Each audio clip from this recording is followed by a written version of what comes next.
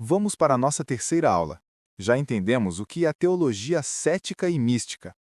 Agora, vamos descobrir qual é o lugar dela dentro do grande mapa do conhecimento sobre Deus, que é a teologia. Pense na teologia como uma grande biblioteca.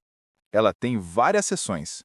O autor agora vai nos mostrar em qual prateleira e ao lado de quais livros nós encontramos a nossa matéria.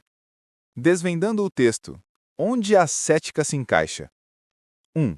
A visão de conjunto, o grande plano de Santo Tomás. O texto diz: ninguém melhor que Santo Tomás fez compreender a unidade orgânica que reina na ciência teológica. Divide a Suma em 3 partes.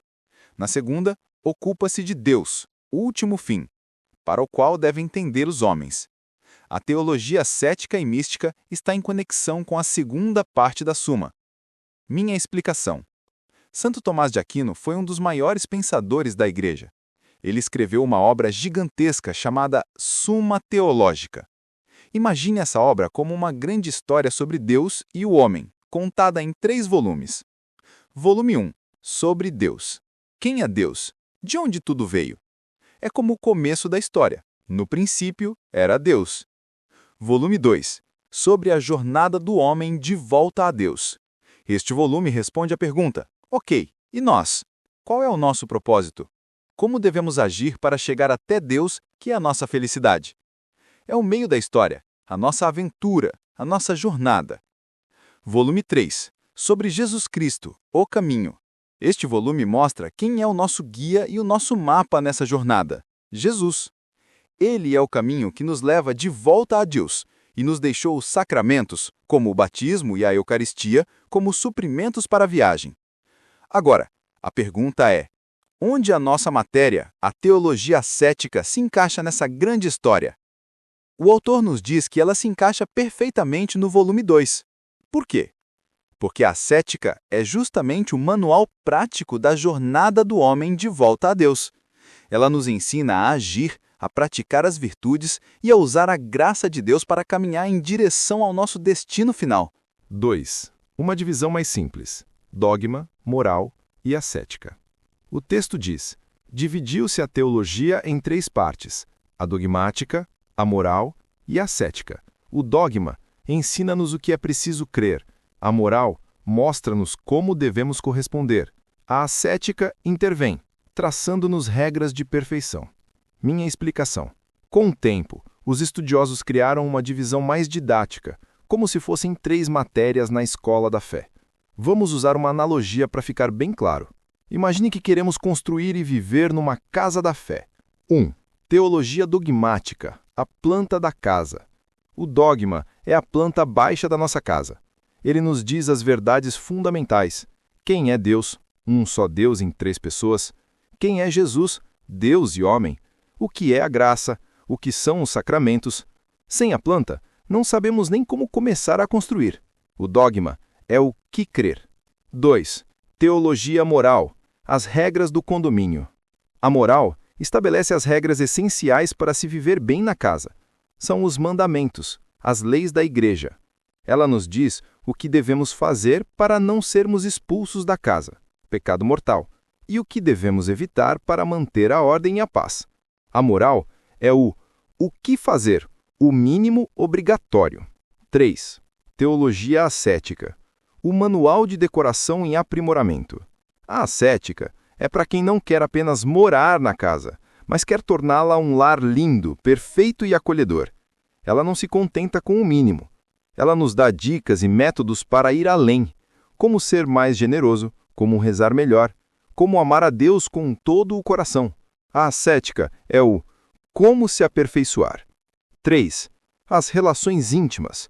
Uma matéria não vive sem a outra. O texto diz: a ascética conserva, não obstante com o dogma e a moral, relações íntimas. Tem o seu fundamento no dogma. Apoia-se também na moral e completa-a. Minha explicação. Continuando com a nossa analogia da casa. A ascética precisa do dogma. Você precisa da planta para poder decorar. Como você vai decorar um quarto se não sabe o tamanho dele, onde ficam as janelas, ou se a parede é forte o suficiente para um quadro pesado? Da mesma forma, a ascética se baseia nas verdades do dogma. Eu só me esforço para ser santo, ascética, porque eu sei e creio que Deus me ama infinitamente e me chamou para viver com Ele. Dogma. O dogma é o motivo do nosso esforço. A ascética precisa da moral. Você precisa seguir as regras antes de pensar em reformas de luxo. Seria ridículo alguém ser multado toda semana por deixar lixo no corredor, quebrar as regras da moral e, ao mesmo tempo, gastar uma fortuna em cortinas de seda para o seu apartamento. Tentar a perfeição da ascética. Primeiro, cumprimos o básico, que é não pecar e seguir os mandamentos. Moral. Depois, buscamos a perfeição. Ascética. 4. A ascética é uma ciência distinta e uma arte. O texto conclui que a ascética é um ramo distinto, com um objeto próprio, a perfeição, e tem um duplo caráter, especulativo e prático, chegando a ser uma arte. Minha explicação. É uma ciência distinta. Embora precise das outras, ela tem seu foco específico, a perfeição. A moral foca no que é obrigatório. A ascética foca nos conselhos e no caminho para a excelência. É uma ciência e prática. Ela estuda as verdades, ciência, mas sempre com o objetivo de aplicá-las na vida, prática. É uma arte. Esta é uma bela conclusão. A medicina é uma ciência, mas um bom médico é um artista. Ele não aplica as mesmas regras a todos os pacientes. Ele analisa cada pessoa e aplica a ciência de um jeito único. Da mesma forma, um bom diretor espiritual usa os princípios da ascética como um artista, aplicando-os com sabedoria à alma única que ele está ajudando. É a arte de guiar almas. Resumo da aula de hoje. A teologia ascética se encaixa na parte da teologia que trata da nossa jornada de volta para Deus. Numa divisão mais simples, temos dogma, o que crer, a planta da casa; moral, o que fazer, o obrigatório, as regras do condomínio; ascética, como se aperfeiçoar, ir além do mínimo, o manual de decoração.